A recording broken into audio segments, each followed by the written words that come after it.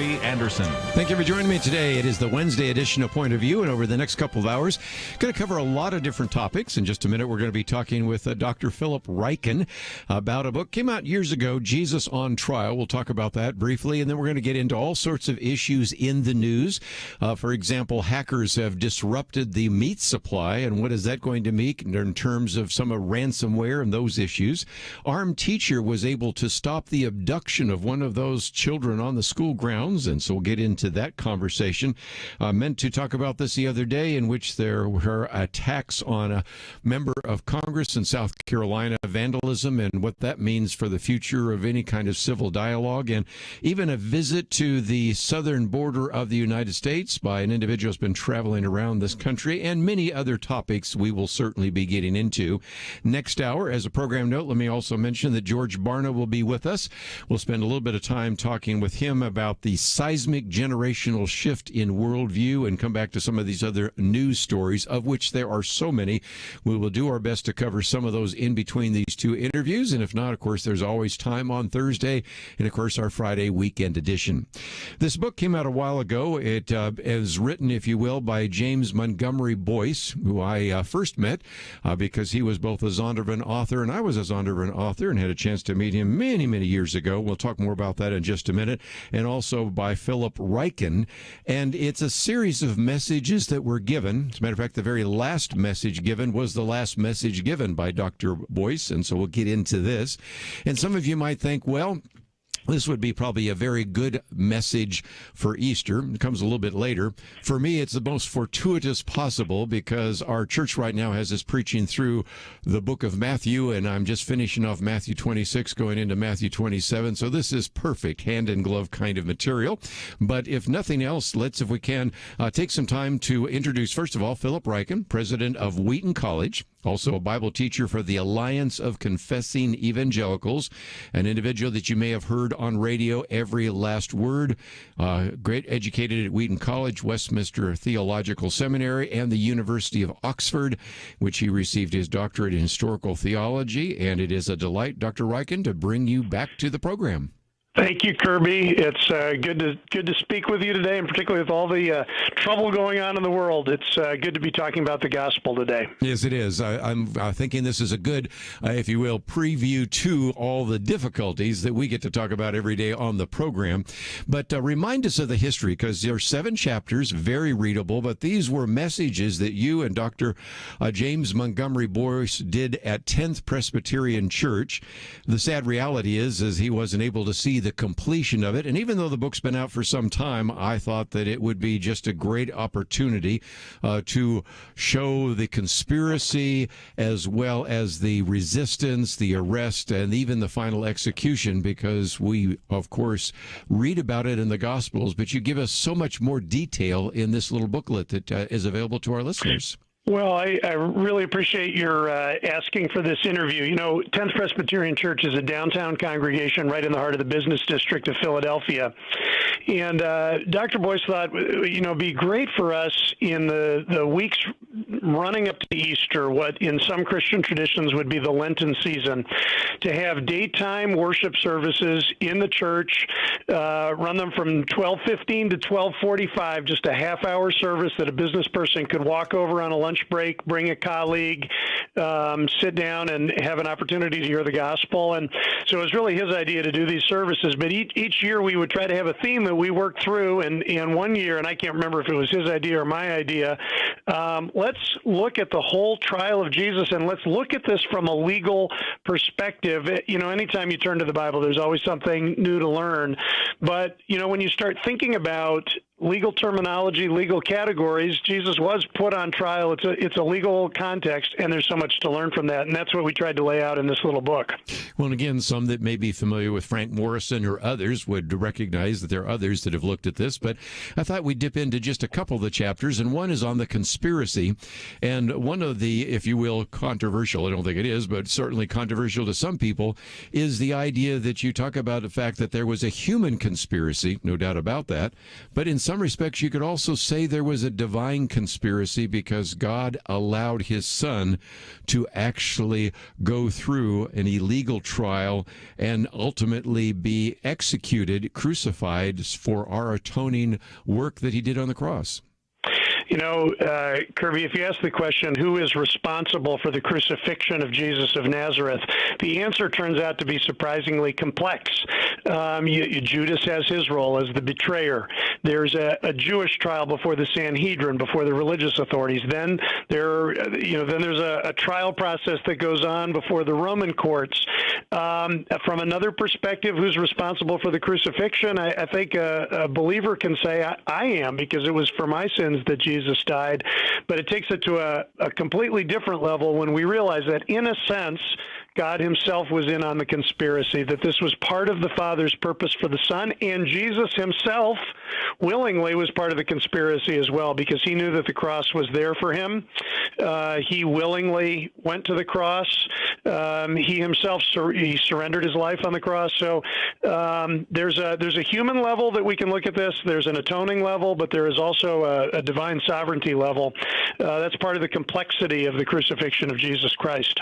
Again, 7 chapters in this book, Jesus on Trial. We have links so that if you don't find it in your local bookstore because it's been out for some time, you can get it in hardback or paperback, and I think you will find it very helpful. One more that I might take before we take a break, and that is the arrest. And one of the things, Dr. Ryken, we see is whether it's in the arrest or the trial, there were so many precedents that were broken, so many, if you will, laws and principles that were broken in the trial. First of all, the arrest and then the trial of Jesus, weren't there?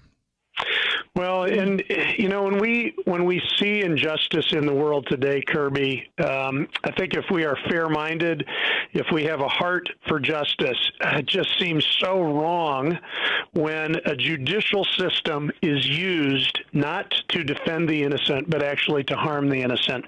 And there were so many things, you know, starting with the betrayal, but also the trumped-up charges, just so many abuses of the legal system. And when, as a victim, you are at the mercy of injustice, there's no other place that you can turn. Now, in the case of Jesus, there was a higher authority, and in one sense, all human actions will be judged before the judgment seat of God. But this was absolutely, from beginning to end, a mockery of justice, and we should not imagine that was easy for Jesus to endure. It's a terrible thing to be unjustly accused, to be in a helpless situation, to be physically abused, emotionally abused, verbally abused. I mean, all the things that Jesus went through, including physical torture, he suffered greatly in this, and we see that in the Gospels, and yet he was willing to do that for our salvation. Let's take a break, and we'll come back and talk about some others: the resistance, the witnesses, the verdict, the sentence, the execution. Part of this book, Jesus on Trial. We have information about that on our website. Also have a link to wheaton.edu. And before we let Dr. Ryken go at the bottom of the hour, we'll want to spend a little bit of time talking about the value of studying at Wheaton College. We'll talk about all of that right after these important messages.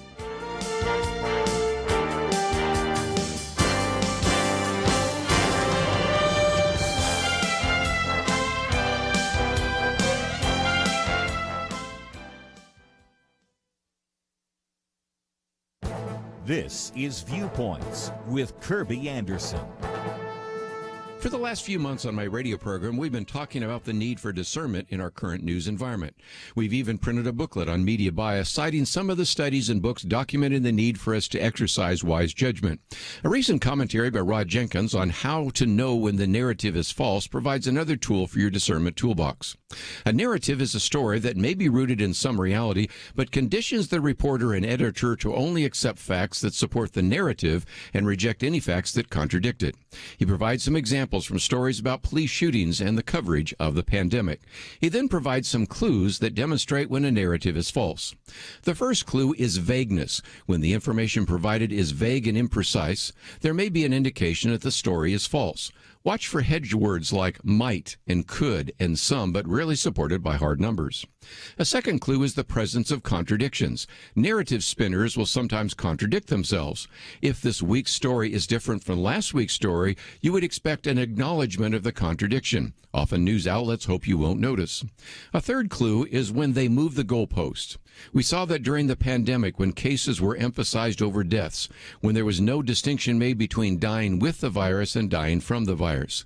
And one last clue is data manipulation. If you want a state dealing with a pandemic to look bad, use numbers of deaths. If you want to make the state look good, use the death rate per 100,000. Discernment and a healthy dose of skepticism are necessary in our current media environment. Please use wise judgment in what you see, read, and hear. I'm Kerby Anderson, and that's my point of view.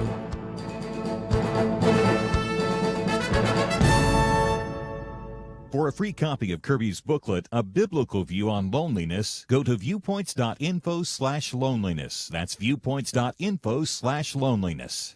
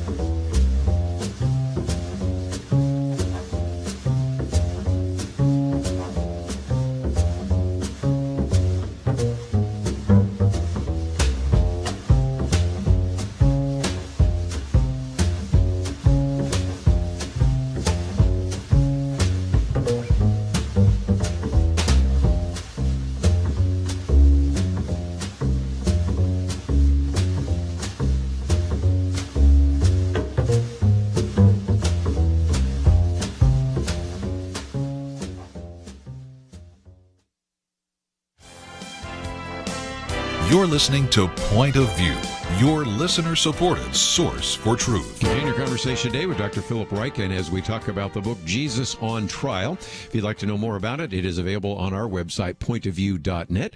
We've talked about the conspiracy, the arrest, which was at night, and that was illegal. Before we get to the trial itself, Dr. Ryken, we might talk about the resistance. This, of course, is a arrest at night. You have, of course, Judas. You have Peter drawing his sword. You have, of course, the fact that he isn't real good with the sword, and Jesus actually healing an individual who had his ear cut off, and also the very famous statement of the idea of a sword being used.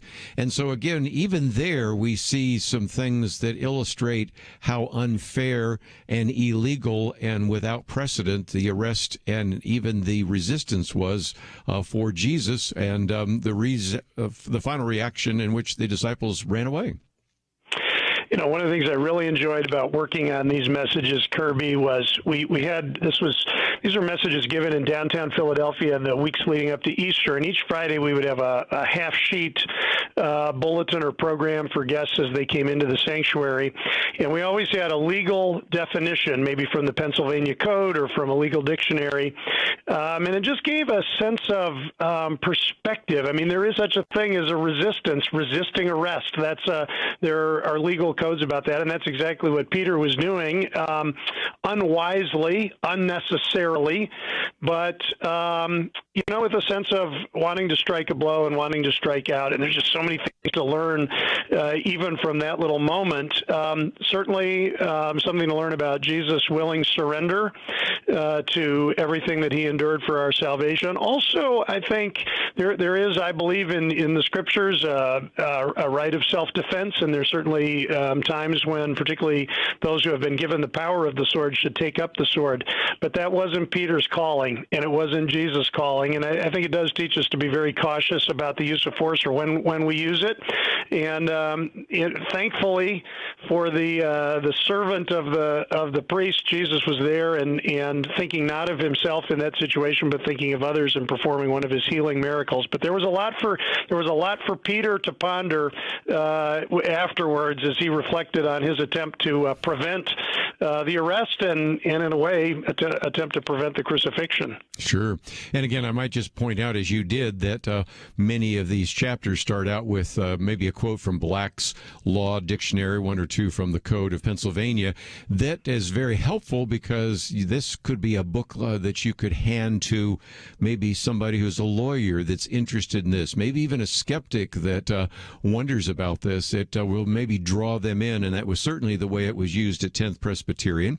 But let's go on to the witnesses, and again, very significant, because if you look at the Jewish law in the Mishnah, you had different kinds of testimony. Vain testimony, which was easily kind of set aside. It was just accusations that were irrelevant or worthless. Standing testimony, which had some relevance, and then what would be called adequate testimony, where you had two or more witnesses in agreement. We understand that even in our law code to this day, and there is a sense where once again we see the injustice of the trial of Jesus, don't we? Well, we sure do, and I think you mentioned some of the biblical requirements, but also in the extra biblical literature, how trials were conducted in those days. There were many safeguards in place to prevent a miscarriage of justice, and interestingly, in this case, the high priest could tell that he didn't quite have the testimony that he needed, and there was at least enough semblance of fairness in the proceedings that if you're going to put somebody to death, you need adequate testimony, you need multiple witnesses, and even those who were unfairly motivated against Jesus could tell that they didn't really have that in this trial. And the turning point really comes when the high priest puts the question to Jesus and asks him, "Are you the Christ, the Son of God, the Son of the Blessed One?" And that in itself, interestingly, was illegal for the high priest to do. That wasn't part of their proceedings, but it did move things along because, Jesus in the end was convicted for being who he said he was, and that is truly the Son of God. And again, one of the things you say a little bit later is they could have, in the Sanhedrin, ask whether or not he fulfilled some of the requirements. I'm holding up right now the booklet we did a while back on a biblical view of messianic prophecy, and you have there a list of a number of the various prophecies written down in the Old Testament that were literally fulfilled in the life of Jesus. So you have not only in the court records, but even in the correlation between the prophecies and then the fulfillments of those, oftentimes developed in the Gospel of Matthew, but not exclusively, because you see some elsewhere. And those also testify to the fact that Jesus was indeed the Christ and the Messiah, which goes back to the question raised and asked by the chief priest of Jesus himself. Well, this is a short, simple book with short chapters, but there's a complexity to it because the title is Jesus on Trial, and we just walk through the different elements of the trial that Jesus went through. But operating at a different level, in a way, the people that put Jesus on trial were asking the wrong questions. Instead of trying to get him convicted, they should have been asking the question, is this really the Christ, in an open-ended and open-handed way? And if they had examined the biblical evidence, if they had looked at the testimony of Jesus himself, if they had considered eyewitnesses to his teaching and miracles, they could have come to an entirely different conclusion, not just about the innocence of Jesus, but actually about his true messianic identity. There was an opportunity in this courtroom context to evaluate Jesus asking the right questions and come up with the right answers that lead to eternal salvation. And, part of our hope and purpose for this book, Kerby, was that in looking at the trial of Jesus, there's a sense in which we are on trial, yes. Because the real question is what verdict we will reach about Jesus. And it's not just, we're not sitting in judgment over him. God is sitting in judgment over us. Will we accept the one and only Savior that he has sent into the world? So there's a simplicity to the approach that this book takes, but it gets at the deepest, most important, most profound questions of all. It certainly does. And again, you have the whole section of the verdict, the sentence, and of course the execution. That very last one was the last message given by James Montgomery Boyce. And so I just think this is a very good book to actually help you understand that particular part of the gospel, and especially of the story of Jesus, of the death, burial, and resurrection. But also, as I mentioned before, if you know somebody that maybe has a legal background, I think they will find this fascinating just as they look at the trial of Jesus. And like you said, even though Jesus was on trial, ultimately we are on trial. But before we go, let me just very quickly mention that we do have a link to wheaton.edu. And I know that this is the time of year when maybe the graduates this year have already decided where they're going to college, but already now you have juniors and sophomores and others thinking, where would I like to go and study God's Word? What would be a place where I might be able to study? Talk about some of the programs that are available there at Wheaton College. Sure. I would just encourage anybody that's listening that is getting ready for college, or you've got a child or grandchild that's thinking about college. I just really encourage people to think about the possibilities and opportunities of Christ-centered higher education. There are so many strong Christian colleges across the country, and those can be tremendous places for intellectual growth, but also setting a trajectory that leads to kingdom service. Lots of great things are happening at Wheaton College. We love preparing students not just for missionary service and pastoral callings, but for law, for medicine, for education, for business. One, I'll just mention, you asked about programs. I'll just mention we have a thriving program in humanitarian disaster relief, which is really an innovative program. There's nothing like it in the world. There's tremendous need with all the trouble in the world in all kinds of ways. Wheaton College is trying to ask the question, what does the world need? What does the church need?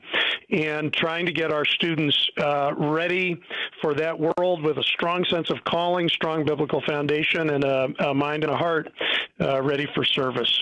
Let me just mention again, there's the undergraduate program, there's graduate school. We've interviewed quite a number of people that are graduates from that Wheaton College program. There's a gap year, pre-college, a lot of information, and the applications go live in just a little less than a month, July 1st. So again, we have that information there on our website, pointofview.net. And of course, we have information about this book, Jesus on Trial. You might find it in a local bookstore, but since it's been out for some time, we've made it easy for you to get it in paperback or hardback. And certainly, if nothing else, Dr. Philip Ryken, it's always a delight to have you in the program, and thank you for joining us today.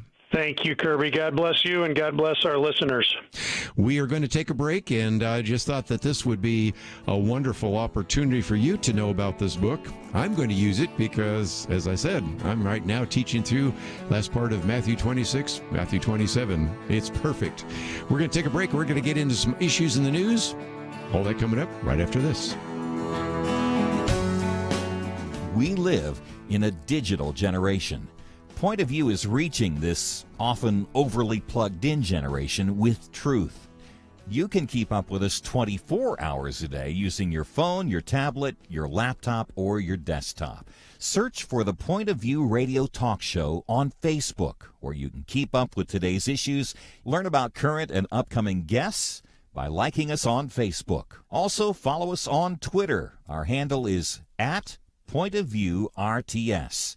That stands for Point of View Radio Talk Show. Learn, interact, make a difference with Point of View using new media. And here's one way you can make a big difference.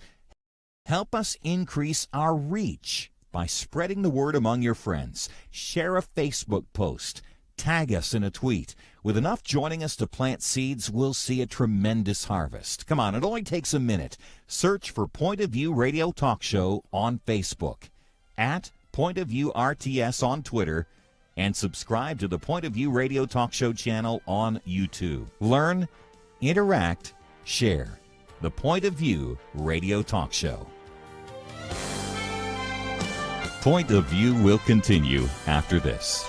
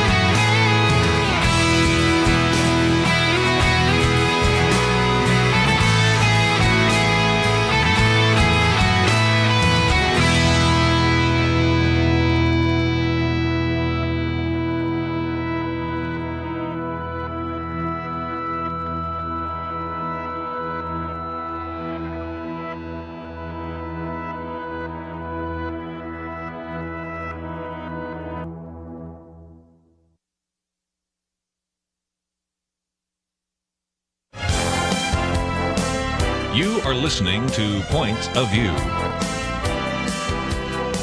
The opinions expressed on Point of View do not necessarily reflect the views of the management or staff of this station. And now, here again is Kerby Anderson. Back once again, if you'd like to join the conversation, 1-800-351-1212. Posted a couple of articles. I won't get to them right away because I wanted to pick up on a couple stories I wanted to cover yesterday. We didn't exactly get into those, and one of those, I always like to start with something that may affect everyone, and that is the fact that we have now had hackers who have actually been able to close down some of the meat processing plants. And so even if you're a vegetarian, it's going to affect you probably indirectly, but any of us that eat any kind of meat at all, you're going to see this because of hackers that have taken down, for example, JBS. I'm looking, for example, at a picture here of the Greeley, Colorado beef plant, but this seems to be, again, something that is beginning to proliferate, and it's something we should start paying attention to, and we'll be talking about this, I think, quite a bit in the future. I have an article that, actually a booklet that I created years ago on privacy and security and surveillance. I think I'm going to do a variation of that now in terms of some of the dangers that come from hackers and ransomware criminals, I should say. And that is, there has been an attempt to now, both with the pipeline that we talked about before, Colonial Pipeline, and then with JBS and some of the other meat packing and meat processing plants, to actually have a cyber attack and then to use that for ransomware, calling for them to pay a ransom for them to return their computers online. Now, it appears in this particular case that these malcontents, some people are calling them techno malcontents, are operating from Russia. So that's the first issue. You would hope that this would be a place where the Biden administration would actually bring some kind of pressure, if they could, on Vladimir Putin and the Russian government to bring about some kind of change, but again, they may be actually doing that with at least the permission or the allowance of the Russian government. So that is certainly the case. The White House principal deputy press secretary told reporters that JBS, which again is the meat processing plant, notified the administration that the ransom demand came from a criminal organization likely based in Russia. The White House is engaged directly with the Russian government on this matter and delivering the message that responsible states do not harbor ransomware criminals. As some people said, yeah, let's see how that one works out. Sad to say, that may be unfortunately the case. So if you start looking at this and thinking, this is a little different. I think we've all, having credit cards, you know what's happened when your credit card company says, well, somebody hacked your card or somebody maybe has access to our database, so they give you a replacement credit card. This is just a whole scale different than what some of us have experienced with hackers, because you have first, of course, the Colonial Pipeline, now this JBS hack, and it looks different. And let me just give you this quote. This was put together by Jim Garrity. He was looking at this assessment from the CEO of Vectra AI, which is a cybersecurity company. They said JBS attack is one more signal of a disturbing shift in cyber war strategy. On the surface, it looks like another ransomware attack. I think now we can honestly say that it was. If nothing else, this is an important global supply chain moving essentially goods to 100 countries. Might just point out that one of those was a Brazilian company, dependent on the meat from here, closing it down. Let me go on. He goes on to say that such attacks on critical infrastructure create a higher form of chaos. Disrupting vital food and fuel supply chains is bigger than stealing credit card numbers, you think? And certainly bigger than holding health records ransom. Consider the JBS attacker's intent. Clearly, it's more than just a payday. Clearly, they don't care that much about meat. Yeah, I guess that would be true. He goes on to say, for example, on almost weekly basis, we're now confronting the real vulnerability of our essential systems. The motive now runs deeper than ransom. Attackers want people, not just businesses, knocked back on their heels. So you think about what we were talking about less than 2 decades ago in terms of the possibility of a terrorist attack. I mean, we had just come off of 9/11. We were dealing with the possibility that there could be a lone wolf attack. There could be a variety of others. And now we're starting to see these cyber attacks. This has caused some people to say, well, maybe I shouldn't keep any of my records online. Maybe I should assume that everything is going to be hacked. And there's maybe some value in thinking about this, but I just wanted to acknowledge that when you go to the grocery store, and I know I'm running into more and more of you that say you don't even listen to the daily news anymore. You don't even turn on the TV set to listen to the news. You depend on us. And yet, if you were only depending on us for some of your news and information, you go, why is the meat prices going up so fast? Or why is it hard to even find meat? Well, that is due to another ransomware attack. And so we will continue to follow that. And if I know a little bit more, I'll try to share that over the next couple of days. Might just mention that on Friday, we will have the roundtable discussion. Lathan Watts will be with us, but we'll also have Gary Bauer, and I suspect Gary Bauer is going to be wanting to talk about that as well. So we'll get into some of that again, so just stay tuned for that. But before we take a break, you know, you've heard so many times people say there may be some value in arming teachers, not necessarily forcing them to. I mean, some teachers say, look, I don't want a gun.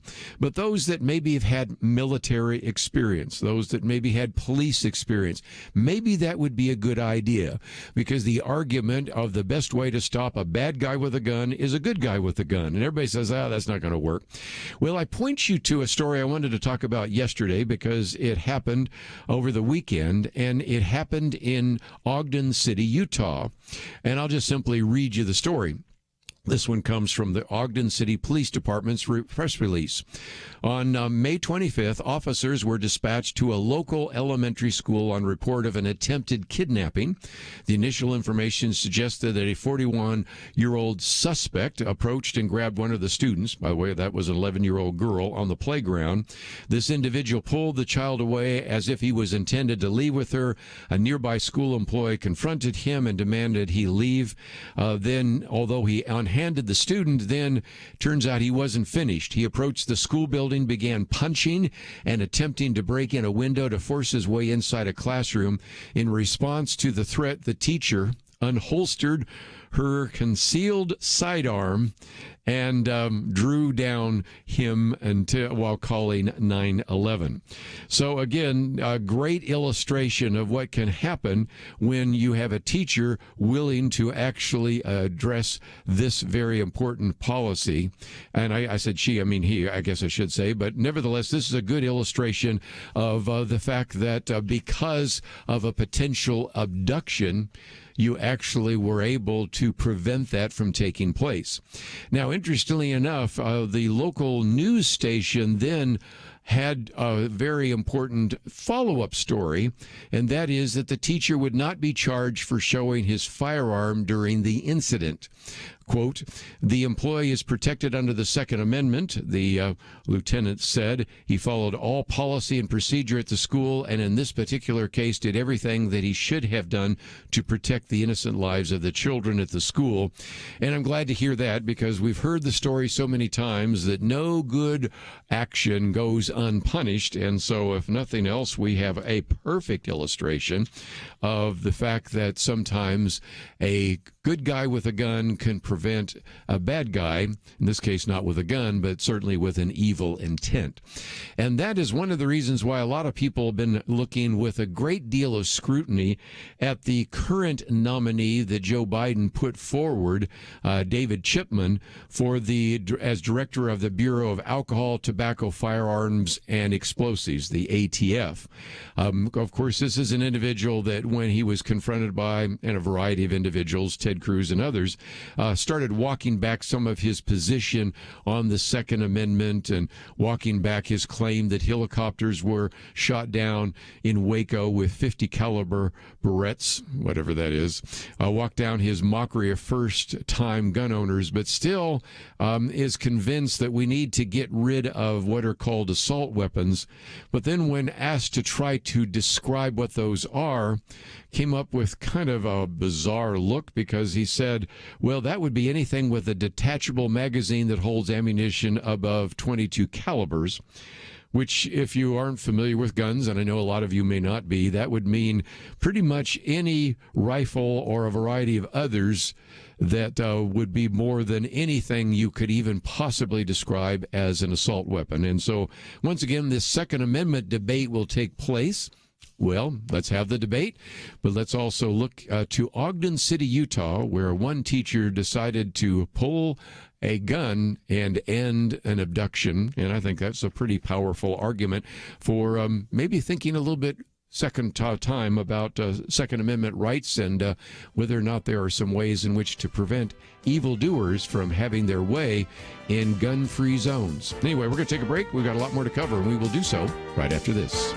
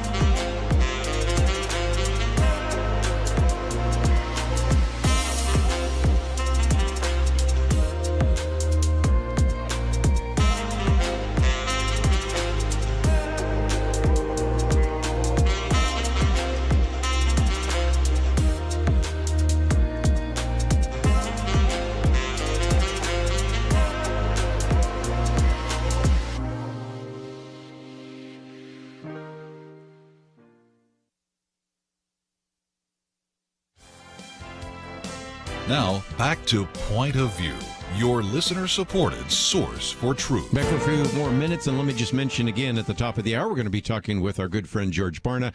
We're going to look at some of the things that have come from a survey on the millennial generation, some of their worldviews. So if you'd like to join us, 1-800-351-1212. Before I get to some of the articles we've posted for today, I thought I'd also mention one I wanted to talk about the other day, and that is the attack on one of the members of Congress on Memorial Day, and this is South Carolina Representative Nancy Macy's home, which was vandalized with Antifa symbols and profanity on Memorial Day. She is a freshman congresswoman, and whenever you see any kind of vandalism, the first question that sometimes goes through my mind, since we've had so many fake hate crimes, is, was this done by the individual or somebody trying to get publicity?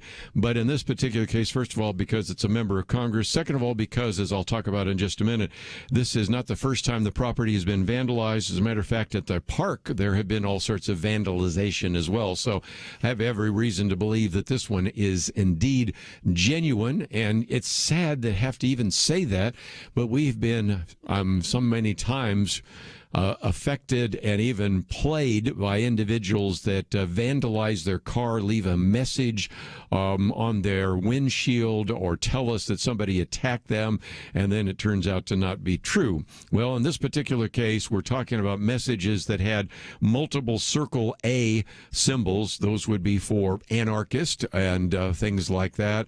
All politicians are, I guess can't use that word, no gods, no masters, all nasty things said about her. And then one that was kind of interesting, Pass the PRO Act. You may not be familiar with the PRO Act. This is one that actually was passed in the House of Representatives. She voted against it.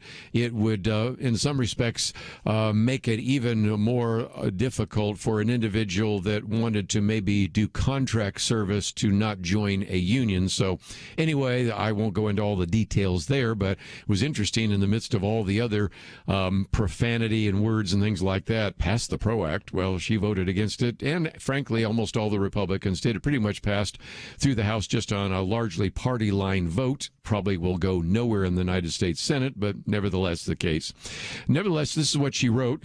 In the early morning hours of Memorial Day, my home, where I'm raising my two children, was vandalized with Antifa symbols and profanity. Although my kids and I are thankfully fine, these criminal acts are unacceptable no matter your politics. She also on YouTube said, my kids aren't even safe in their own home. It's wrong. We can disagree politically, but vandalizing someone else's property is wrong, and it's illegal. Now, there have been all sorts of positive comments coming in from different individuals. The senator from South Carolina, Tim Scott, wrote, acts of vandalism and hate are simply unacceptable and have no place in our society. I'm praying for you, your kids, and our community. I trust our local law enforcement officials will get to the bottom of this soon. And the former governor of South Carolina, be Nikki Haley, I'm so sorry, Nancy. I hate that your children had to see that. So we'll continue to watch that. But this level of harassment and intimidation seems to be amped up. We've seen this before when we've had certain leaders say, get in their face, challenge them.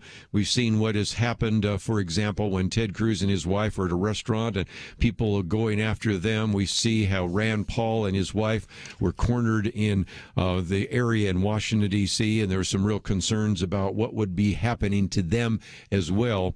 And so this is just one more unacceptable action and more of a reason for the need for police presence at a time when a lot of people are calling for defund the police, maybe a call for cameras. I don't know that the Congresswoman has any kind of surveillance cameras. You got to bet she probably will now, because that gives you a chance to figure out who's doing it and why they're doing it and some other things. So it is just one more story I did want to report before we get to some of the ones we've posted today.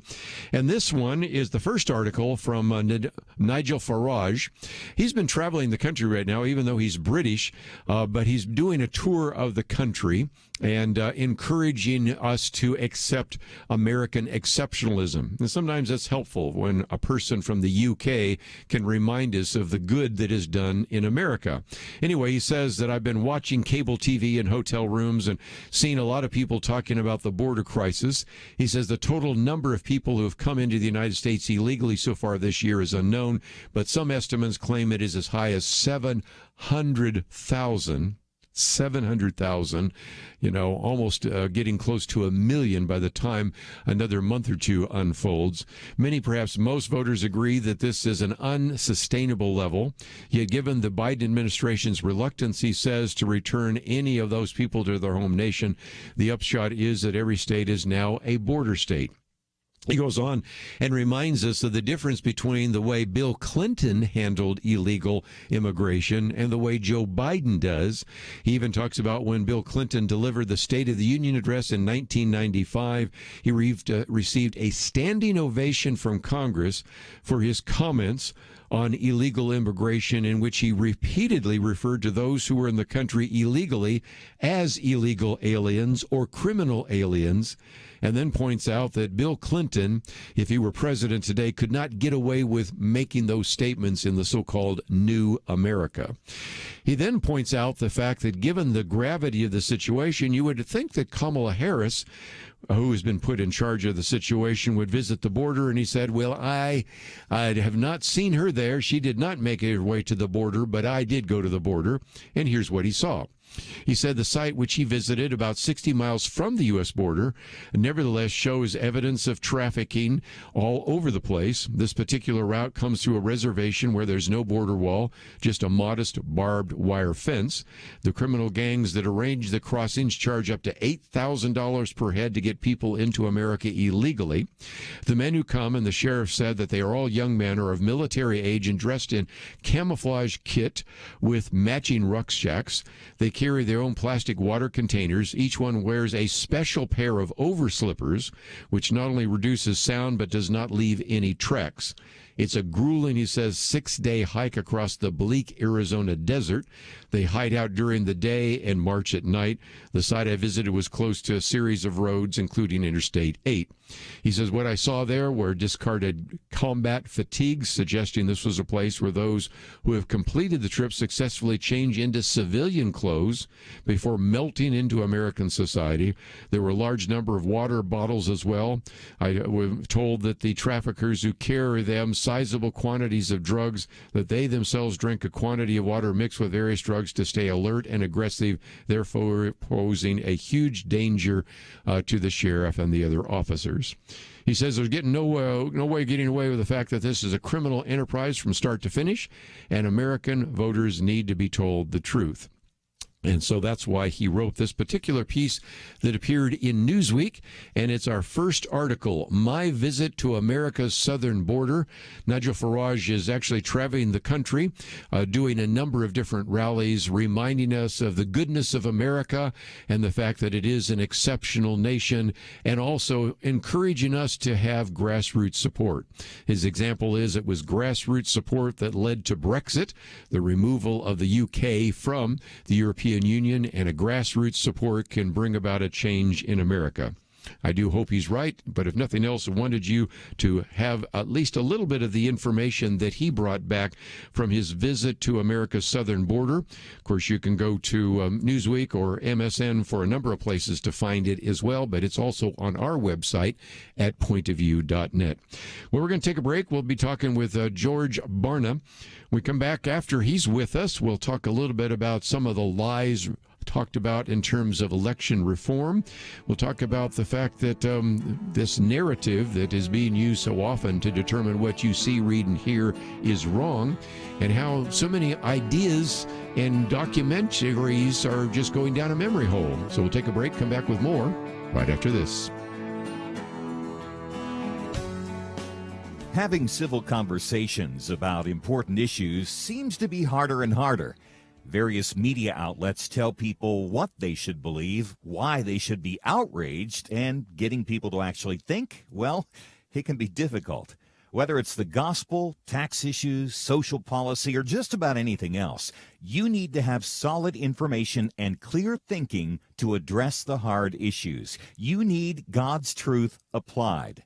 And that's what you get in less than 2 minutes with Point of View's Viewpoints Commentary, a daily resource to help you be informed and think through the things we need to be talking about. It is free and will arrive in your inbox each day when you visit pointofview.net/signup.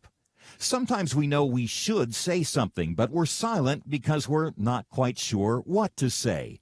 Viewpoints Commentary can help you break the silence and change the narrative. It can make you a more equipped agent for truth.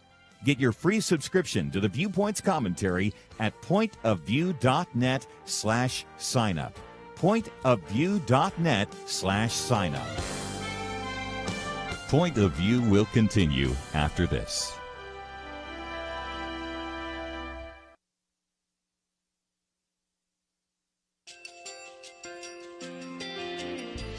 I just want to thank you so much for all the wonderful programming you have.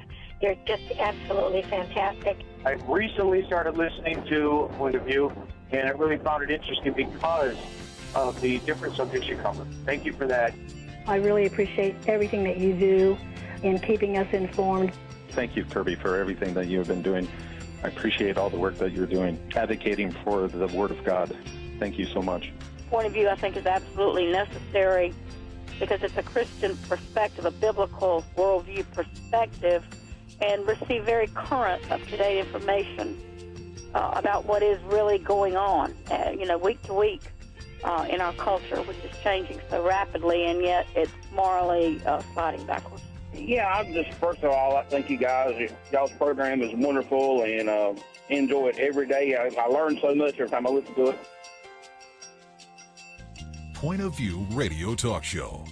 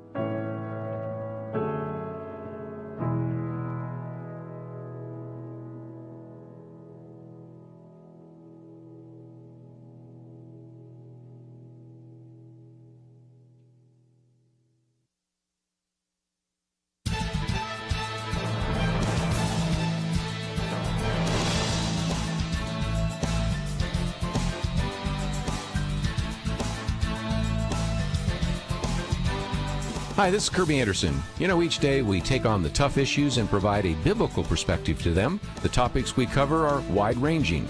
Apologetics, theology, prophecy, creation and evolution, intelligent design, marriage, family, child-rearing, the millennial generation, trends in society, politics, economics, business, religious liberty, the Constitution, public policy, foreign policy, military policy, tensions in the Middle East, abortion, homosexuality, pornography, sexual ethics, media, technology, history, and America's godly heritage.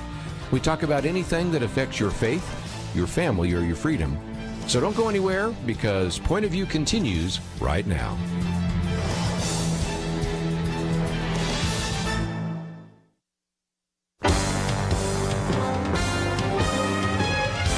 Across America, live. This is Point of View.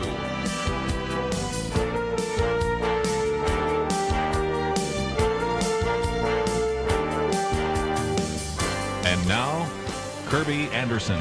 Back once again, let me just mention that George Barna will be with us for about a half an hour. Then we'll get back to some of the issues in the news.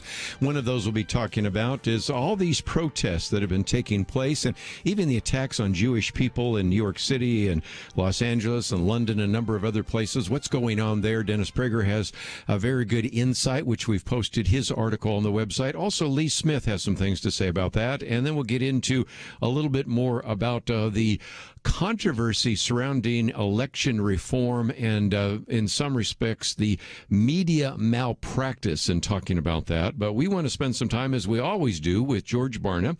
Again, he is the professor at Arizona Christian University, the president of the Cultural Research Center, and has put together the American Worldview Inventory. By the way, that's now collected into a booklet and publication that we'll talk about in just a minute. But we wanted to focus today on the millennial generation, in part because that is the most recent research that he has put together. And it also fits very well because, as you well know, if you've been listening to this program any length of time, that we try to do occasionally a millennial roundtable where we have millennials kind of speak to some of these very important issues. So, Dr. George Barna, always great to have you on the program. Oh, it's always great to be with you, Kerby. Thanks so much. Let's talk about millennials. You use a little bit different definition. You say you're talking about in that research those born between 1985 and 2002, which means they were maybe anywhere from 18 to 36 at the time of the survey.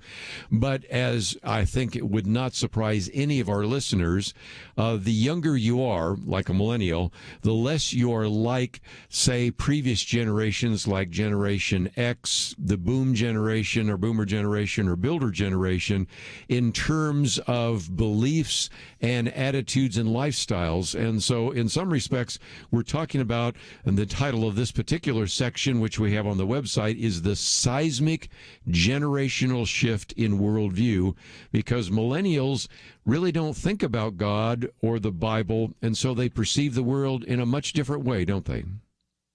Well, they really do. I mean, when you look at the big picture of where they want to take the nation, and trust me, they are thinking about what they want their America to be. They want it to be very different than the America of their parents and their grandparents. And as they think about that, they're thinking, yeah, it might be a nation that is not so focused on God, not really embracing the Bible, not even really living within the boundaries of what Christian churches do. And so there's a different set of perspectives they have based on the worldview that they're taking into their decision-making day after day. One of the things we talked about last time, and I've written a commentary about it because I love to quote you on some of my Viewpoints commentary, is that if you want to talk about the dominant worldview for all four generations, including the millennial generation, it is syncretism, which is a big word for saying kind of a mix and mash up of worldviews. And so in some respects, it isn't so much that millennials or even other generations are always necessarily hostile to Christianity. It is they just don't think about it, or they have such a mixed up view of it that in some respects we have to do a fair amount of education, not only from the pulpit, but as we go out from the churches into the culture. Yeah, it's true, Kerby. And in fact, as I was looking at some of this data last night, one of the things that struck me was that millennials are more likely to draw worldview ideas from moralistic therapeutic deism than they are from biblical Christianity. And of course, as we've talked about, moralistic therapeutic deism is kind of a fake Christianity. It has some elements that seem Christian-y to it. It has some elements that seem like, well, maybe they could come from the Bible, but in fact they don't. And that, to a larger extent, is what's driving their decisions than authentic biblical Christianity. And so, again, I've talked about that in the past with you. My commentary last week got into that whole idea of moralistic therapeutic deism. But you found that there are all sorts of places where millennials are much less likely than older generations to, for example, be committed to religious faith, believing that the universe was designed and created by God, and a variety of others, including one that we talked about before. They're much less likely to believe in original sin. And fortunately, the founders did believe in that because they believed in checks and balances. But if you start out with the assumption that people are not sinful, that can lead you down to some pretty dangerous corridors very quickly, and also be surprised by the level of evil and malevolence that actually is in the world. Well, it's true, and I mean, that kind of fits into the framework of this entirely new perspective that they're taking about faith, but also about how faith gets integrated into life and the kind of life that they want to lead. And so, yeah, you give up on original sin, and then you add to that, they've abandoned the idea of absolute moral truth. You add to that the fact that they really don't believe in the God described in the Bible. In fact, they are the generation that's leading the charge into this don'ts category. And then you add to that the fact that they are not really convinced that there is any kind of life after death. And if there is, it really doesn't have much to do with Jesus Christ. And so you add all that together, and it's like, whoa, well, that's a whole new way of looking at things.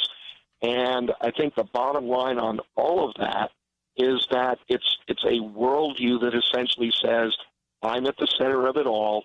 I make all the decisions. Nobody can tell me if I'm right or wrong. If I think I'm right, I'm right. If I think I made a mistake, I made a mistake.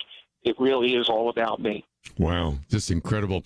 Just for your benefit, let me mention that my commentary on syncretism was May 27th. My one on moralistic therapeutic deism is May 28th, and you can go to the website pointofview.net and find those summaries. But most importantly, today we're pointing you to a couple of things. First of all, if you go to the picture of George Barna, you will see that it takes you to arizonachristian.edu/culture research center.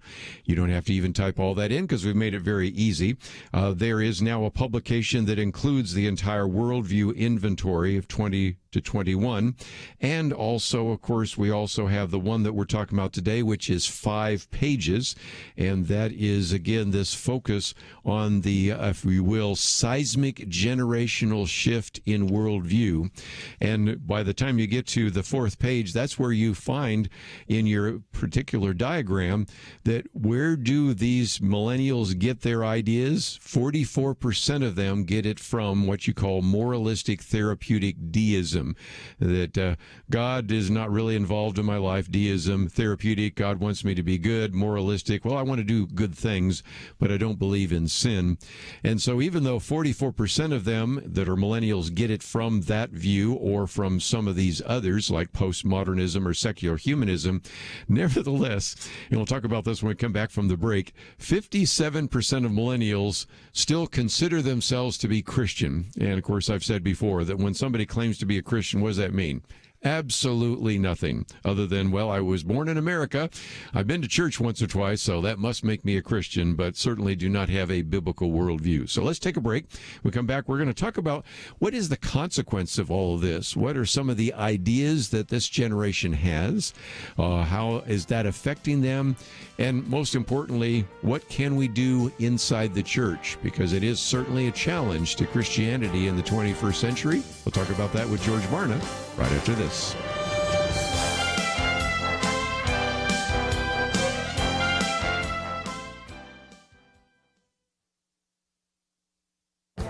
This is Viewpoints with Kerby Anderson.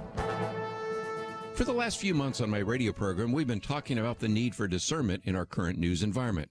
We've even printed a booklet on media bias, citing some of the studies and books documenting the need for us to exercise wise judgment. A recent commentary by Rod Jenkins on how to know when the narrative is false provides another tool for your discernment toolbox. A narrative is a story that may be rooted in some reality, but conditions the reporter and editor to only accept facts that support the narrative and reject any facts that contradict it. He provides some examples from stories about police shootings and the coverage of the pandemic. He then provides some clues that demonstrate when a narrative is false. The first clue is vagueness. When the information provided is vague and imprecise, there may be an indication that the story is false. Watch for hedge words like might and could and some, but rarely supported by hard numbers. A second clue is the presence of contradictions. Narrative spinners will sometimes contradict themselves. If this week's story is different from last week's story, you would expect an acknowledgement of the contradiction. Often news outlets hope you won't notice. A third clue is when they move the goalpost. We saw that during the pandemic when cases were emphasized over deaths, when there was no distinction made between dying with the virus and dying from the virus. And one last clue is data manipulation. If you want a state dealing with a pandemic to look bad, use numbers of deaths. If you want to make the state look good, use the death rate per 100,000. Discernment and a healthy dose of skepticism are necessary in our current media environment. Please use wise judgment in what you see, read, and hear. I'm Kerby Anderson, and that's my point of view.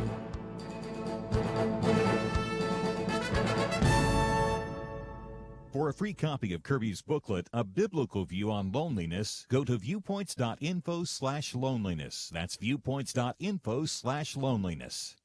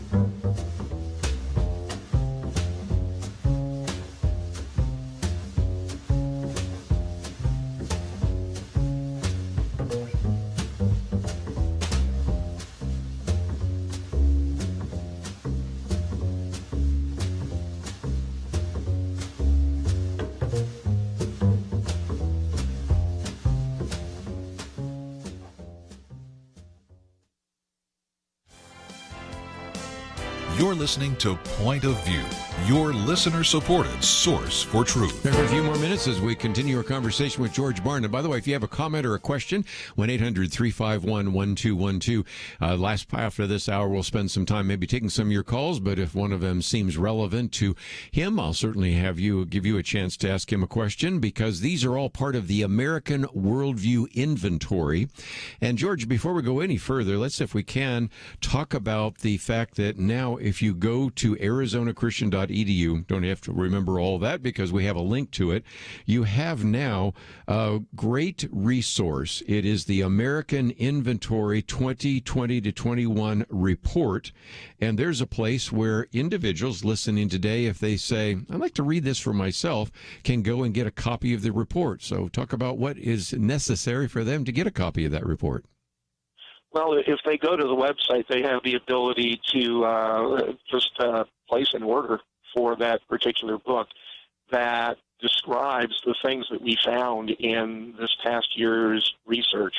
And so we take a look at a broad base of things related to people's worldview, looking at the 8 different categories of elements within people's worldview, the different population groups and how they relate to worldview, how all this is being applied, what it means for the Christian church in America in the future. I mean, there's so much that's wrapped up in worldview, as you know, Kerby, because you've done so much work in this area.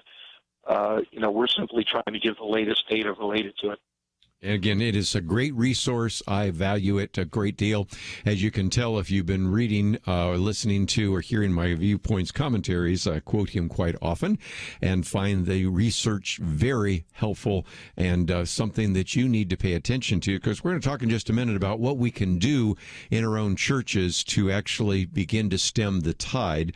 But we have been talking about these different generations, and especially when you talk about generational transitions, let's maybe give some definitions. I know you probably run into this whenever I speak on these issues. People say, okay, who are these groups? The builders are those people that actually were born before the end of World War II, so born up until 1945.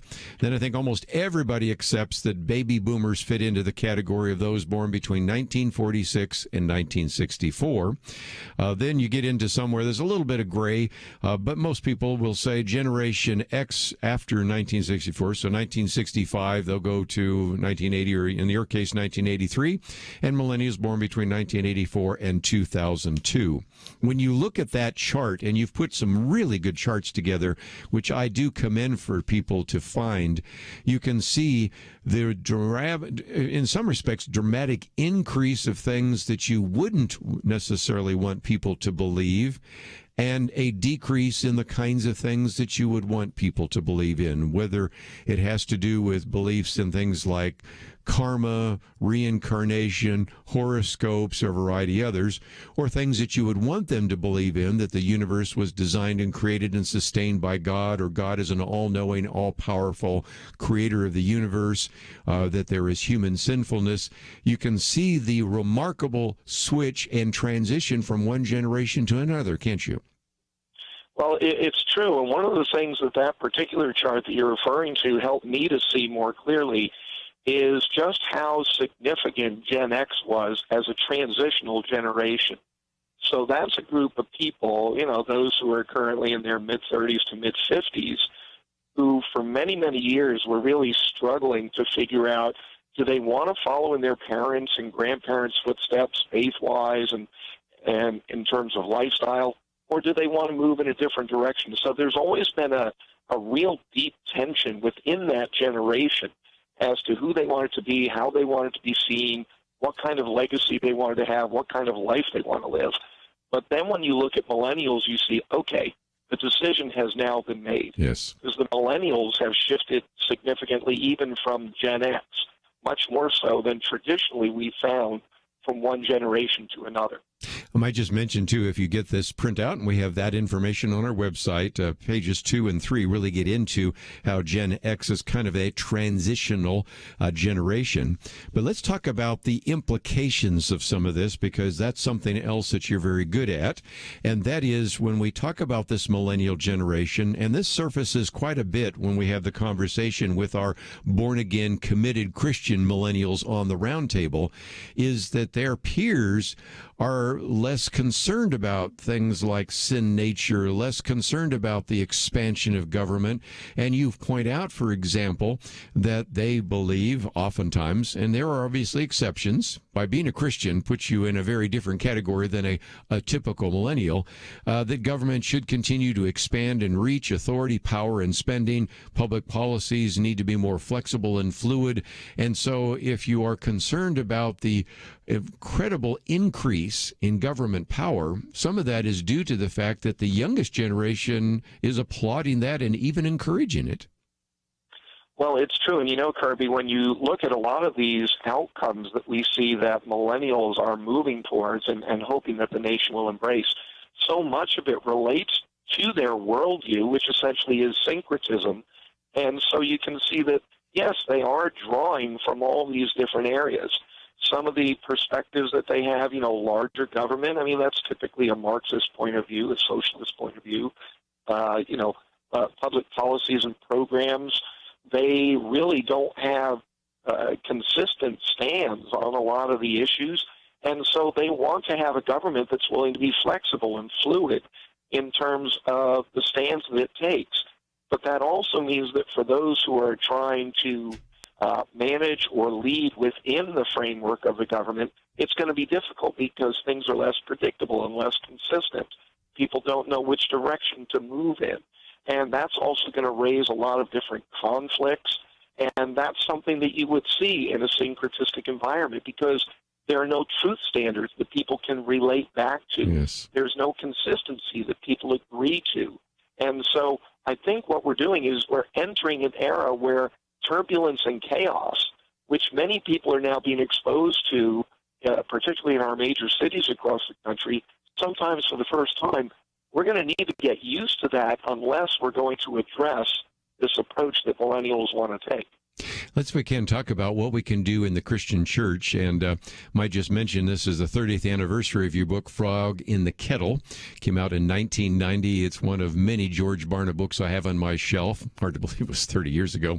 But nevertheless, you were pointing out at the time, that was 30 years ago, that the church is kind of like the frog in the boiling kettle over the last couple of decades, and the frog was barely surviving. Now, I recognize the metaphor maybe isn't quite accurate, but the point you're making is that it just changes a little bit each day, just as the temperature of the water gets a little bit higher. And we never really see what is happening until we look at the charts that you've put together and recognize that this is going to be a really challenging time for the church now in the 21st century. Well, it is. And, there are a lot of things that we want to be thinking about. How do you minister effectively in this kind of a context? I think part of it goes back to something that most churches, most Christians recognize, and that's that Christianity really is to a large extent about relationships. Our relationship with God, our relationship with Christ, our relationship with each other, our relationship with non-believers. And so continuing to build those kind of relationships in a technologically inclined environment is a different type of challenge than we've had before. But it probably heightens the importance of being able to do that. And so we can't take our focus off relationships. But when we have those relationships, then we've got to be thinking about the substance of the conversations, the dialogue that we have with people through those relationships. And there are certain things that we cannot take for granted anymore, i.e. that people believe in truth, that truth comes from the Bible, that God is the embodiment of truth, that God himself exists. I mean, all of those things now are up for grabs with this generation. And so there are very different kinds of conversations that we're going to need to have with them because we have to rebuild the very foundations of what Christianity is about, why we believe it, why we know that it's true, and how it can positively impact their life rather than be seen as a straitjacket on a generation that says, there are no moral absolutes. Nobody should tell me what I can or cannot do. And coming in and saying, well, but God does tell us that for our own good, there are boundaries, there are limits. Let's look at why he's put those into place and what the impact of that is. That's maybe a difficult conversation, but it's going to be a necessary conversation. Dr. George Barna has been with us, and again, we have a link to the seismic generational shift in worldview, but let me commend to you getting that report, the American Worldview Inventory. There's a way where you can order multiple copies. You might order at least two, one for you and maybe one for your pastor, and to learn a little bit more, it's all part of the Cultural Research Center at Arizona Christian University. And George Barna, as always, we appreciate the time that you've given us today here on Point of View. Thank you so much, Kerby. Going to take a break. We'll get into a couple of other issues in the news. And, of course, we'll open up the phones for your comments. 1-800-351-1212. Be right back. We live in a digital generation. Point of View is reaching this often overly plugged-in generation with truth. You can keep up with us 24 hours a day using your phone, your tablet, your laptop, or your desktop.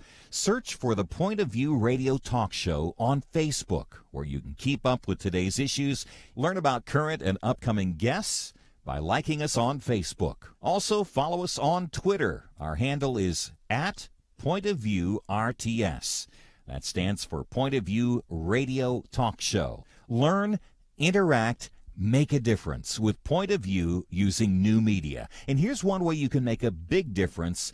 Help us increase our reach by spreading the word among your friends. Share a Facebook post. Tag us in a tweet. With enough joining us to plant seeds, we'll see a tremendous harvest. Come on, it only takes a minute. Search for Point of View Radio Talk Show on Facebook. Point of View RTS on Twitter, and subscribe to the Point of View Radio Talk Show channel on YouTube. Learn, interact, share. The Point of View Radio Talk Show. Point of View will continue after this.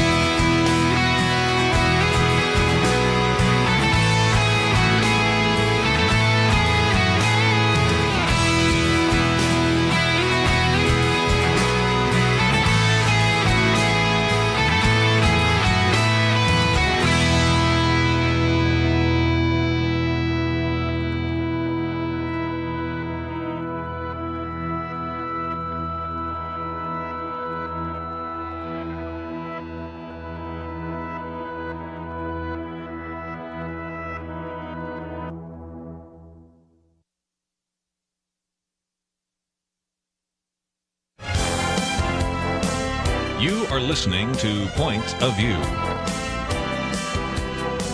The opinions expressed on Point of View do not necessarily reflect the views of the management or staff of this station.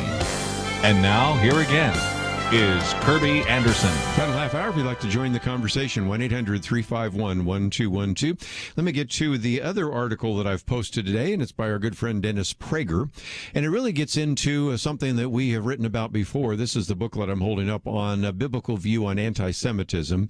And as I have said on more than one occasion, we probably just need to completely revise this or maybe even turn it into a book because it has gotten even more complex as illustrated by this particular article by Dennis Prager. Now, I'm going to share the perspective from Dennis Prager, and then I'm going to go and share one from Lee Smith. They're different perspectives, but they're not contradictory. It's possible for both of them to be true at the same time, and it's something you need to learn about logic. Just because something is a different look at that, as long as it doesn't contradict it, both could be true. And another way of using a metaphor, sometimes when you're looking through a kaleidoscope and you turn it, you get a different perspective, and there's a sense in which that is the case. But Dennis Prager asks a very good question. If over the last couple of weeks you have been watching the news, and I know some of you do and some of you don't, you have seen videos of these attacks on Jewish people in cities like New York and Los Angeles, even overseas in places like London and elsewhere. And you've seen, of course, all the epithets towards Jewish people. And the question that Dennis Prager asks, and it's also the one that Lee Smith asks, is why would you attack American Jews, British Jews, French Jews? Why would you curse the Jews? In other words, given the fact that the recent wars, if you will, or conflict has been between Hamas and Israel, why aren't these attacks outside of Israel on Israeli or Israeli institutions? Why level curses at the Jews? By the way, if you find yourself saying, I'd like to understand a little bit more about what's going on in the Middle East, Iran, Iraq, the whole issue of Hamas, Hezbollah, Israel, I bring you good news. The next issue coming out, it is just being written right now, is on the Middle East, and I think you'll find that. But Dennis Prager does ask a good question. If your concern is about Israel and Hamas, why attack American Jews or British Jews? And he says, because Muslims who seek Israel's destruction do so because Israel is Jewish, not because Israel occupies the West Bank or Gaza. Then he makes 3 points. Point number one, the Muslim world sought Israel's destruction from the day Israel was established in May 1948. That's before they even occupied one, he says, centimeter of the West Bank or Gaza. So you recognize that long before there was a West Bank being considered, long before there was Israeli occupation at the time in Gaza, there was still a desire to destroy Israel. So that brings him to his second point. Israel does not occupy Gaza. Israel withdrew completely from Gaza 16 years ago, and even some of those settlements withdrew even later than that. And then third, he points out that the Palestinians rejected getting a state of their own 5 times. And then he goes through the 5 examples. One in 1937 with the British Peel Commission. One in 1947 when Arabs rejected the United States partition plan. A third one in 1967 in the course of defeating the attempt of Egypt, Syria, and Jordan to destroy Israel. Israel conquered the West Bank. But again, most of the Israelis had no interest in retaining the West Bank, Gaza, some of the others. And so he goes through all of that, and it's more detailed than we need to go into right now. Number 4, in 2000, at the Camp David Accords, you had Israeli Prime Minister Ehud Barak offered Palestinian leader Yasser Arafat a Palestinian state in all of Gaza and 94% of the West Bank, with East Jerusalem as its capital, but Yasser Arafat rejected that order and that offer. And then again, rejection number 5 in 2008, Israel tried again. This one is where then you had Prime Minister Ehud Olmert, who went even further than Barak. I heard Barak by expanding the peace offer, and again, the Palestinians said no. Well, the point he's making is the reason for all of these Palestinian Arab rejections of a state of their own was it meant a Jewish state in the Middle East still existed. And the Middle East, he says, has never been really in dispute about land. Israel is the size of New Jersey, slightly larger than El Salvador. If it were the size of Manhattan, he still says that the Palestinians and many Muslim states would seek its destruction. There are 22, he says, Arab states in the Middle East, but there is no room for one Jewish state. There is even a state with a Palestinian majority, Jordan. The issue is not land, the issue is religion. So his argument, which I don't disagree with, is the conflict has to do with the fact that we're dealing with Jewish people, and not necessarily the issue of land or land for peace. But Lee Smith has also written about this, and this article we posted a couple of days ago, so you can dig it out. Also got a commentary coming out in the future on it, in which he describes it as street violence as a political tool, because it also tries to answer the other question. Why in the world deal with street violence here in America? And his argument is that street violence is here to actually keep clients in line. He said this week pro-Palestinian demonstrators auditioned for the chance to join already established Democratic Party militias like Antifa and Black Lives Matter by attacking Jews in New York and Los Angeles.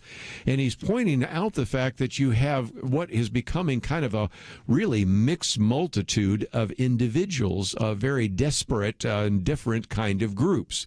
So what you have done is sort of packing together different interest groups and actually turning them into what he calls clients.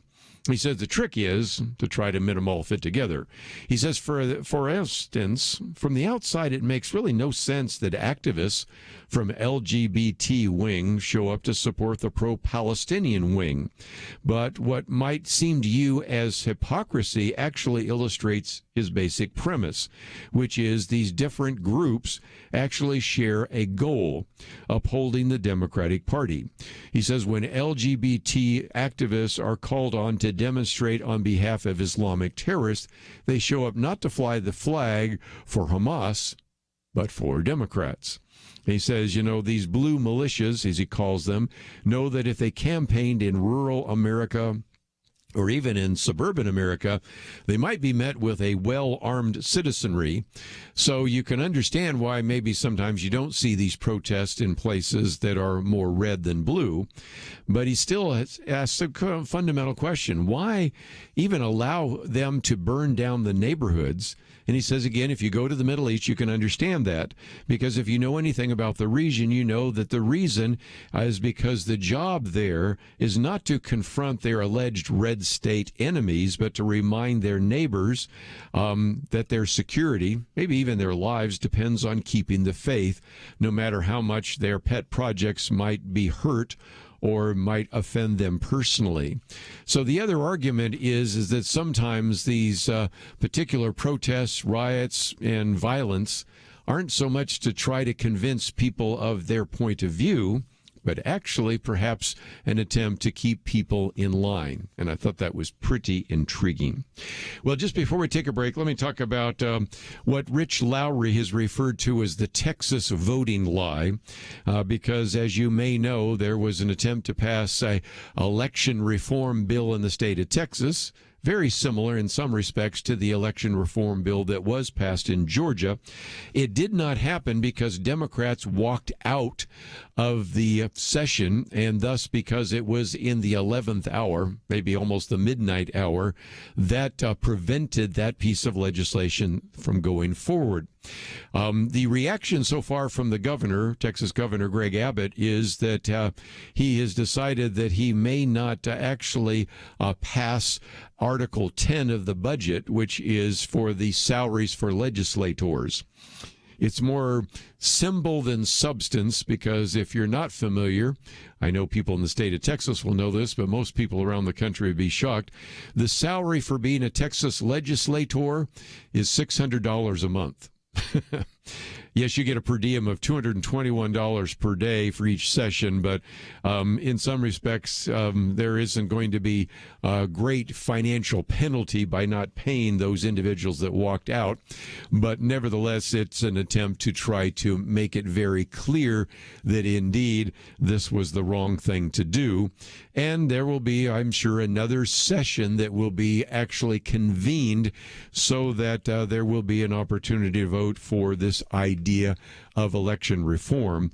But you'll constantly hear the issue of voter suppression. So when we come back from the break, I want to spend just a minute talking about what was in that legislation that was so draconian that it caused all the Democrats, or most of them, to walk out of the Texas legislature, and have caused everything from the president to the vice president to say this was an assault on democracy. It was not, and I'll tell you why right after this.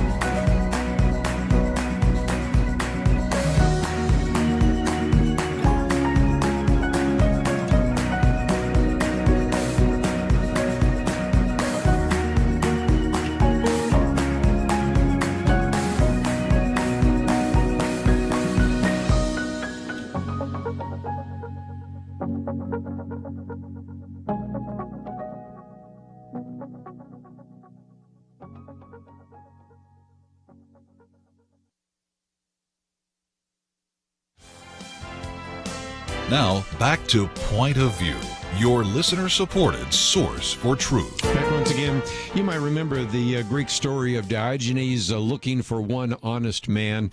Of course, the story's been overblown, and he may have been looking for an honest man because he was engaged in something that was debasing currency and a variety of others. I won't get into all the details, but I'm still looking for one honest reporter to actually honestly report what has been happening in some of these state legislatures, whether in Georgia or Texas or a variety of other places.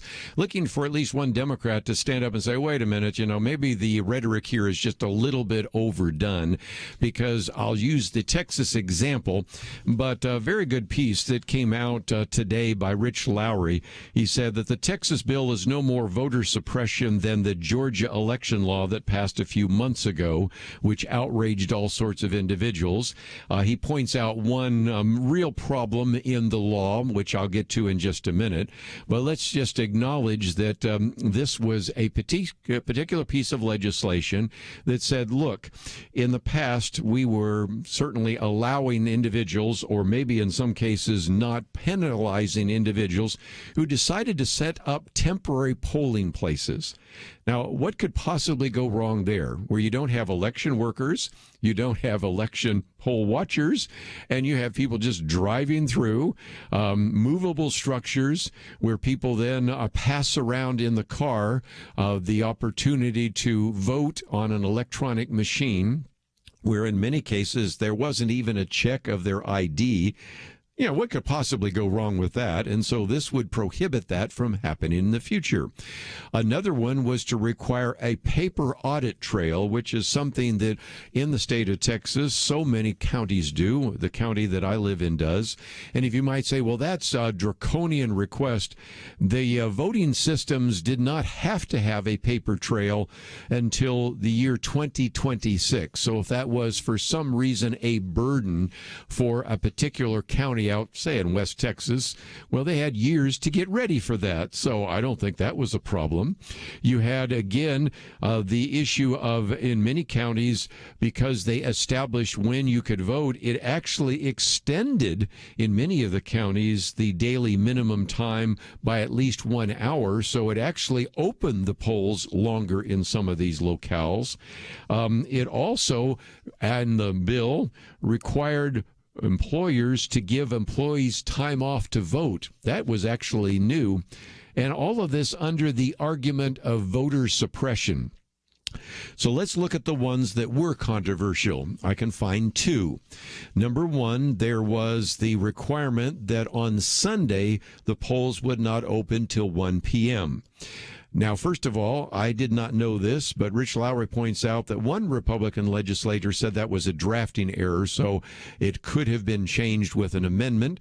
But nevertheless, the argument from some of our African-American friends is this prevented the so-called souls to the polls, where everybody would gather at the church, they would get in buses, vans, or whatever it might be, cars, and they'd all go to the polling place. Now, first of all, even if this were actually implemented, all it simply says is, okay, if you gather together at church at 11 o'clock, maybe you'd serve supper or dinner or lunch or whatever you might want to call it at that point, and then you go to the poll at 1 o'clock, or you just leave, get in line at 12:30, and then wait till the polls open at 1. But it doesn't even look like that one would be in a future bill anyway.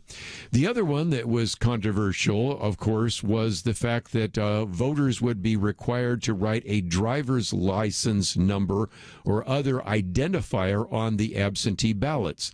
That is something that was required in Georgia, and I think it makes a lot more sense than having an individual sign it, because the bottom line is that if you saw some kind of difference between the signatures, sometimes that particular ballot would be thrown out or at least listed as a provisional ballot.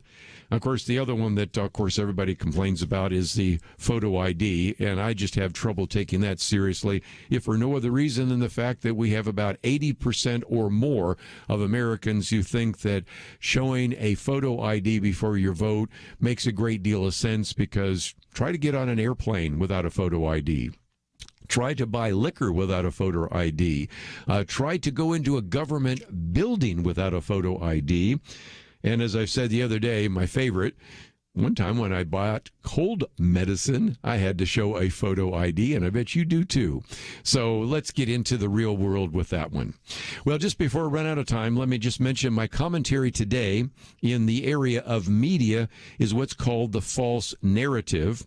And it's a commentary by Rob Jenkins. By the way, he'll be on the program in the future, but his very good piece on how to know when the narrative is false is just, if nothing else, one more tool for your discernment toolbox. And he talks about some of the clues like vagueness, contradictions, goalpost, and media and data manipulation. And so if you would like to read it, I think it's my attempt to summarize his town hall commentary, but we'll also in the future get a chance to hear from him as well. One of the other areas where I'm going to start writing about in terms of media bias came today from a piece by Michael Brendan Doherty called The Media's Memory Hole Privilege. And I have just started paying attention to this when somebody pointed out the other day that when Senator Tom Cotton first spoke out about the possibility that the virus may have come from the Wuhan Institute of Virology, the Washington Post had a headline, Tom Cotton keeps repeating a coronavirus conspiracy theory that has been already debunked. That was the headline. If you go to that particular article now, which came out in February last year, you will see that it says the theory that has been disputed. So they changed the word from debunked to disputed, and it's starting to illustrate a game that the media is playing. Once they get caught by calling something debunked, once they get caught by calling something conspiracy theory and it turns out to be true, they can actually go down and make a change and consign that particular article down what's called the memory hole. Now, if you've ever heard that phrase, maybe you've read 1984, you might remember that Winston Smith's responsibility was to take the record of the Times newspaper and actually burn it up. Put it in a fiery furnace. But they say now with the internet, there's no paper trail to burn. There's just code to update. And Michael Brendan Doherty says, if nothing else, that's starting to happen more and more. It used to be that if a newspaper made a mistake, well, then you'd have maybe the evening edition. I think some of you are old enough to remember when you had a morning edition of a newspaper and an evening edition of the newspaper. Boy, that sure dates me. And the evening edition would fix the typos or the mistakes or whatever. Now what's happening is, given all of it simply is electronic, you don't have a paper trail to burn or a new edition to point out. You just change the code. And this then is actually sent down the memory hole. And it's just one more place where I think we're starting to see media bias. So I'm going to do a commentary on it in the future because it, I think, is something that I noticed the other day when we were talking about how they completely changed the headline of Senator Tom Cotton from debunked to disputed. And I suspect there's going to be a lot more of those kind of journalistic games that will be played in the future. But if you want to get my commentary today on the false narrative or the one we'll talk about on conspiracies on Friday, they're all available at our website, pointofview.net. And if you'd like to find some of the articles I've been referring to today or the information that George Barna provided for us, it's all at the website, pointofview.net. Let me again thank Andrew for his help as an engineer, for Steve for his help as a producer. Hope you've enjoyed the conversation today, and I look forward to seeing you tomorrow right here on Point of View. Having civil conversations about important issues seems to be harder and harder. Various media outlets tell people what they should believe, why they should be outraged, and getting people to actually think, well, it can be difficult. Whether it's the gospel, tax issues, social policy, or just about anything else, you need to have solid information and clear thinking to address the hard issues. You need God's truth applied. And that's what you get in less than 2 minutes with Point of View's Viewpoints Commentary, a daily resource to help you be informed and think through the things we need to be talking about. It is free and will arrive in your inbox each day when you visit pointofview.net/sign-up. Sometimes we know we should say something, but we're silent because we're not quite sure what to say. Viewpoints Commentary can help you break the silence and change the narrative. It can make you a more equipped agent for truth. Get your free subscription to the Viewpoints Commentary at pointofview.net/sign-up. pointofview.net/signup. Point of View is produced by Point of View Ministries.